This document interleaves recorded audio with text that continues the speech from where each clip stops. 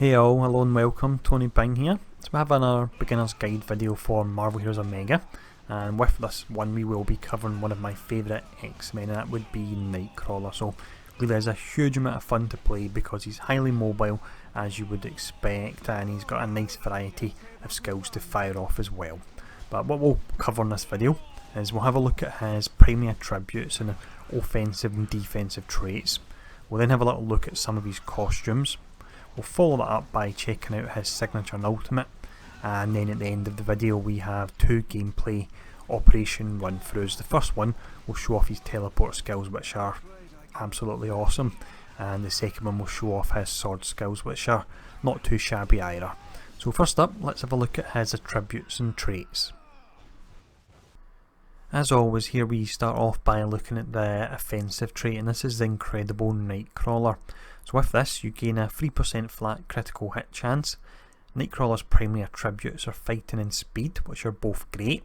Fighting gives you the crit rating multiplier, speed will boost your dodge rating multiplier even higher, and for this reason if you choose to stack speed you can actually make him feel pretty tanky, which is awesome. But for the actual defensive trait, this is called On Guard. So he gains a 3% flat dodge chance, and he has the multiplier to deflect and dodge, and as mentioned the dodge rating multiplier ties in very well with the fact he has speed as a primary attribute. Now on top of that, as a melee combatant hero he also gains a flat 8% damage reduction as well there. But what we'll do next is we'll check out a few of his costumes. As always we check out the default first, and this is his modern costume, and it really does look pretty great. Next costume we have is from the House of M storyline, and I really love this when we're using the swashbuckler skills. We then have the X-Force costume, which is a great looking one.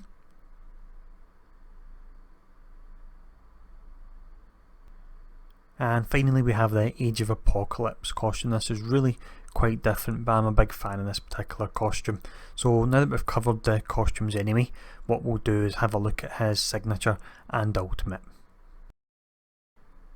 Now for his signature we have a skill called Brimstone Blitz, and prior to the biggest update ever for Marvel Heroes Omega this used to actually be his ultimate skill, but it's been changed to the signature, and you can actually move while casting it as well now, which is great. So the way it works is you'll fly about the screen hitting enemies to get 10 separate hits, and on top of that you'll be invulnerable for 5 seconds as well, and it has a low 25-second cooldown. So it's a really nice signature, I do like it a lot.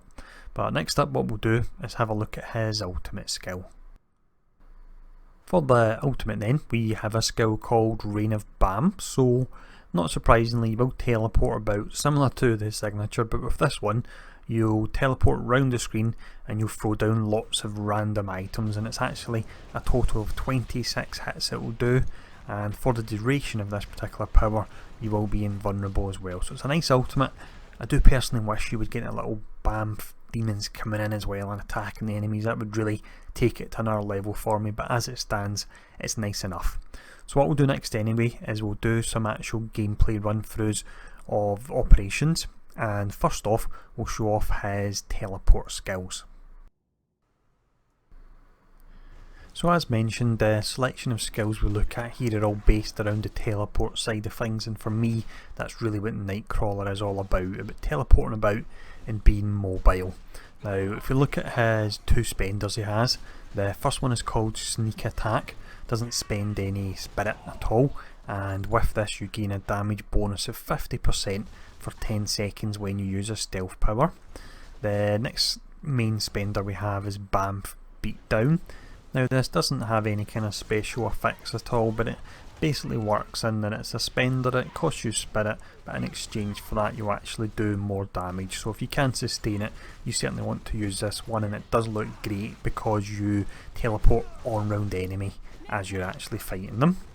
Next up we have Bamf Bomb. So you'll disappear and then come slamming down and knock the enemy. Now you gain a huge 200% damage bonus if you use this while stealthed, and it has a 1.2 second knockdown on it as well. Now on top of this, it will actually restore a charge of BAMF, and BAMF is your dash skill, so this allows you to really stay mobile. Now next up we have Flash and Grab, which is one of my favourite Nightcrawler skills. So the way it works is you'll target a particular enemy, fire this off, and you'll actually pull the enemies towards you. So you can fire this all around the screen, pull a big bunch of enemies, and then suddenly use your BAMF bomb to slam down on them, so it's fantastic.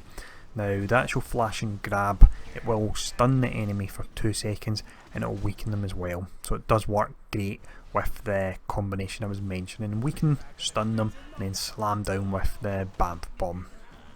Next skill we have is another one that's a whole lot of fun, and this is Blink Strike.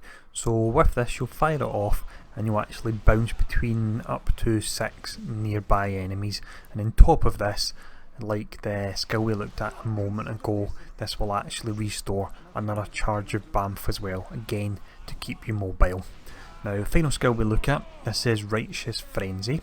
So with this one you'll teleport to an area, you'll do your initial damage packet. Through talents I've got it set up so it leaves a lingering dot of brimstone as well, and with this you get 3 charges on a relatively low 6-second cooldown. So we can see me firing it off this now to move around Shocker and stay mobile, and a whole lot of fun this setup, it really is. And there we go, that's Shocker down. So what we'll do next is we'll show off his sword skills. So similar to the previous section when we looked at the teleports and there was 2 main fillers we could use, we have the same setup here for his sword skills. So one of them will spend spirit and the other one will not.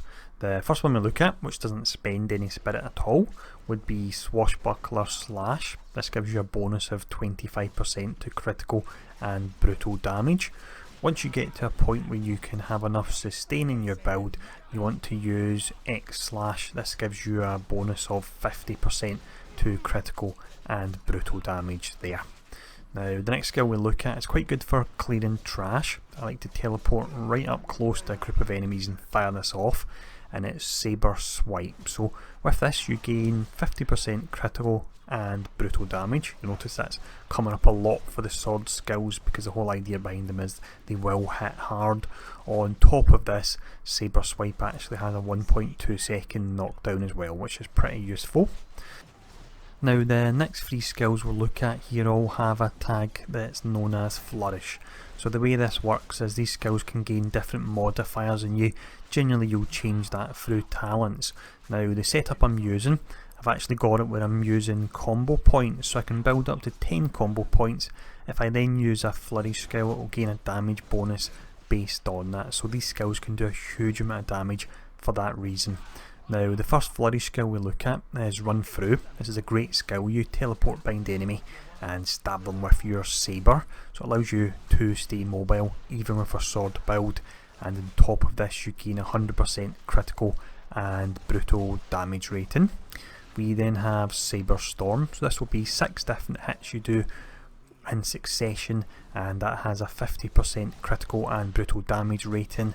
And the final skill we have here is actually an execute skill, so if you can build up all your combo points and then use this Flourish execute skill, the damage numbers you can do on it are pretty insane, and I've seen some people build almost complete setups around this particular skill. So it has a 25% critical and brutal damage bonus, but on top of that, as mentioned, it has the execute as well, so it's good to use Run Through to get close, get behind the enemy, take their health down a bit, and then follow up with the death blow in order to do a huge amount of damage to them. But we'll fire off all these skills here against Dr. Octopus. And there we go, we made quick work of them there.